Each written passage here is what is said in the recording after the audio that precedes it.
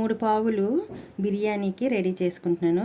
దాల్చిన చెక్కలు ఒక 4 వేసుకున్నాను. ఈ సైజు చిన్న చిన్న ఒక 2 వేసుకున్నాను. ఆనాస్ పువ్వులు, ఇలాంటి స్టార్ పువ్వులు 2 వేసుకోవాలి.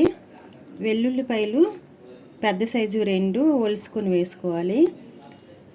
అల్లం ముక్కలు ఒక్కొక్కటి 2 ఇంచులు చెప్పున్న అల్లం ముక్కలు, అంటే మన చేతి వేళ్ళు సైజువి 2 తీసుకొని శుభ్రంగా కడుక్కొని వాటిని పై తొక్కంతా తీసేసి ముక్కలు కట్ చేసుకో. ఈ ధనియాలు ఏంటంటే 1 స్పూన్ ఫుల్గా వేసుకున్నాను.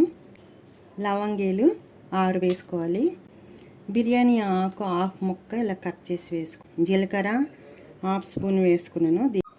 ఇప్పుడు దీంట్లో కొంచెం గసగసాలు కూడా వేసుకోవాలి. యాలక్కాయ కూడా వేసుకుంటున్నాను. ఒకసారి మిక్సీ పట్టుకొని తర్వాత కొంచెం వాటర్ వేసి మిక్సీ పట్టుకోవాలి. వెంటనే వాడేస్తామంటే వాటర్ వేసుకొని మిక్సీ పట్టుకోవాలి.